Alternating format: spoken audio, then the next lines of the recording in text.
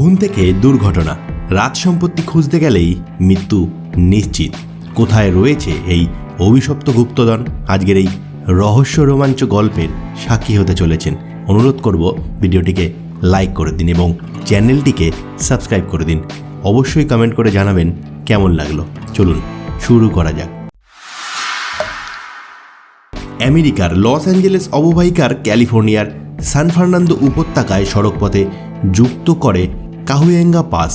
এই পাসের স্পেনীয় নাম হচ্ছে পাসেও দে কাহুয়েঙ্গা। সারাদিন এই পাসের উপর দিয়ে গাড়ির যাতায়াত চলে, কিন্তু কাহুয়েঙ্গা পাসের সঙ্গে জড়িত রয়েছে ধন দৌলতের অভিশাপের ইতিহাস। লোকমুখে শোনা যায় কাহুয়েঙ্গা পাসের নিকটবর্তী এলাকায় ধন সম্পত্তির খোঁজে গিয়ে মৃত্যু হয়েছে বহু লোকের। এমনকি কী কারণে তাদের মৃত্যু হয়েছে সে নিয়ে রহস্যের সমাধান কখনো হয়নি। ঘটনার শুরু 1864 সালে। অস্ট্রিয়ার অধিবাসী ম্যাক্সিমিলিয়ান এবং তার স্ত্রী কালোরটা সেই সময় মেক্সিকো শাসন করছেন, কিন্তু তাদের শাসন বেশি দিন চলেনি। 3 বছর পর বেনিটোর হাতে মারা যান ম্যাক্সিলিয়ন। মেক্সিকোর প্রেসিডেন্ট পদে বসেন বেনিটো।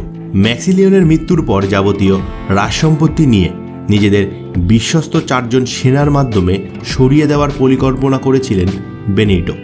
রাজসম্পত্তি বিক্রি করে তা দিয়ে বন্দুক কেনার সিদ্ধান্ত নিয়েছিলেন বেনিটো।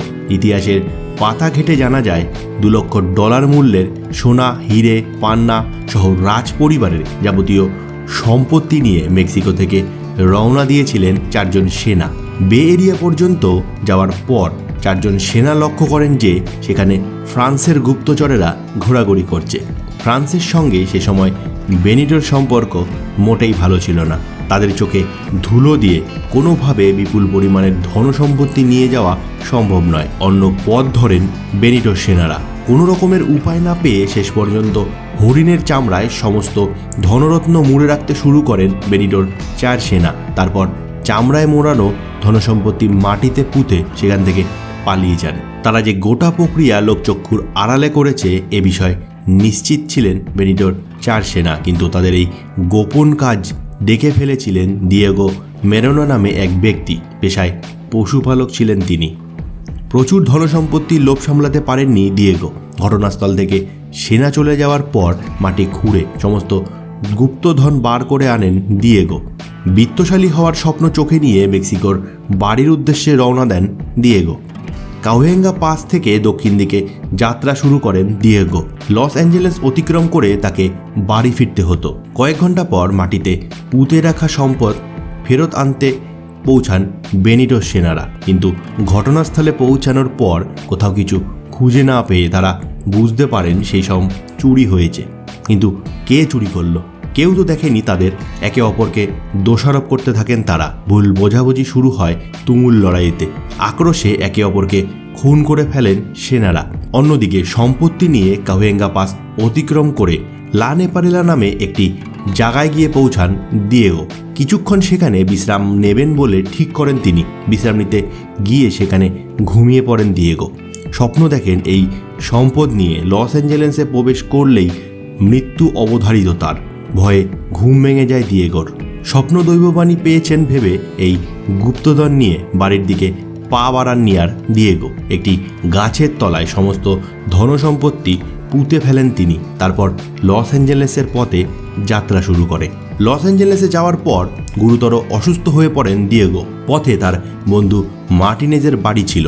অসুস্থ দিয়েগোকে আশ্রয় দেন মার্টিনেজ। তাকে আশ্রয় দেওয়ার উপহার হিসাবে বন্ধুকে ধনসম্পত্তির পুরোটাই দেওয়ার ইচ্ছে প্রকাশ করে দিয়েগো। কোথায় সেই গুপ্তধন লুকিয়ে রেখেছেন তার ঠিকানাও মার্টিনেজকে দেয় দিয়েগো। সেই রাতেই রহস্যজনকভাবে মৃত্যু হয় দিয়েগোর মৃত্যুর পর সম্পত্তির সন্ধানে সৎপুত্রকে নিয়ে লা নেপারেলার পৌঁছান মার্টিনেজ, কিন্তু মাটি খোঁড়া শুরু করতেই হঠাৎ হাত পা অবশ হয়ে যায় তার। মাটিতে লুটিয়ে পড়ে রহস্যজনকভাবে মৃত্যু হয় তার। মার্টিনেজের মৃত্যু স্বচক্ষে দেখার পর ঘটনাস্থল থেকে পালিয়ে যান তার সৎপুত্র। গুপ্তধনের পরিমাণ বিপুল হলেও তার সঙ্গে যে ভয়ানক অভিশাপ জড়িয়ে রয়েছে তা ধরে নেন তিনি। পরে আর সেই সম্পত্তির ধারে কাছেও যায়নি মার্টিনেজের সৎপুত্র। মার্টিনেজের মৃত্যুর পর কেটে যায় 20 বছর। 1885 সালের ঘটনা। স্পেনের এক মেষপালক তার কুকুরকে সঙ্গে সেই গাছের তলায় বসেছিলেন। সেখানকার মাটি খুঁড়ছিল পালকের কুকুরটি। মাটি খুঁড়তেই হঠাৎ এক বহুমূল্য মুদ্রা বেরিয়ে আসে। বহুমূল্য মুদ্রা নিয়ে সেখান থেকে সোজা স্পেনের উদ্দেশ্যে যাত্রা শুরু করেন মেষপালক। স্পেনগামী একটি জাহাজে উঠে পড়েন তিনি। বন্দরে পৌঁছানোর আগে জাহাজের ডেস্কের উপর উঠে প্রাকৃতিক দৃশ্য দেখছিলেন তিনি। সেই সময়ে জাহাজ থেকে পড়ে গিয়ে জলে ডুবে মৃত্যু হয় তার।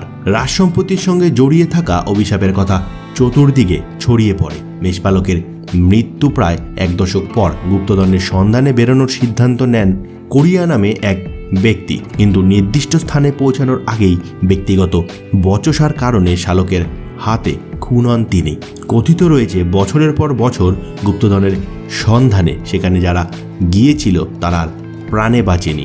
গুপ্তধনের সত্যতা যাচাই করতে মেটাল ডিটেক্টর নিয়ে কাহুয়েঙ্গা পাসের কাছে গিয়েছিলেন ধনশিকারীরা, কিন্তু যন্ত্রের ধাতুর উপস্থিতি টের পেলেও কিন্তু মাটি খোঁড়ার পর কিছুই পাননি তারা। হেনরি জেমস নামে এক ব্যক্তি প্রায় 1 মাস ধরে কাহুয়েঙ্গা পাসের কাছে গুপ্তধনের সন্ধান চালান। ঘটনাচক্রে সেই সময় বিবাহ বিচ্ছেদ হয় হেনরির। কোনো মূল্যবান রত্নের খোঁজ পাচ্ছিলেন না বলেই বিষণ্ণ হয়ে পড়েছিলেন তিনি।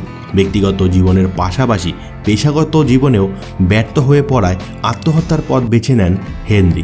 কাহুয়েঙ্গা পাসের কাছে আদৌ কোনো গুপ্তধন রয়েছে কিনা অথবা এর সঙ্গে কোনো অভিশাপ জড়িয়ে রয়েছে কিনা তার কোনো প্রমাণ আজও পাওয়া যায়নি। তবে একের পর এক রহস্যজনক মৃত্যুর নেপথ্যে যে ভয়ানক কোনো অভিশাপ রয়েছে সেটাও উড়িয়ে দিতে পারছেন না সেখানকার স্থানীয় বাসিন্দারা।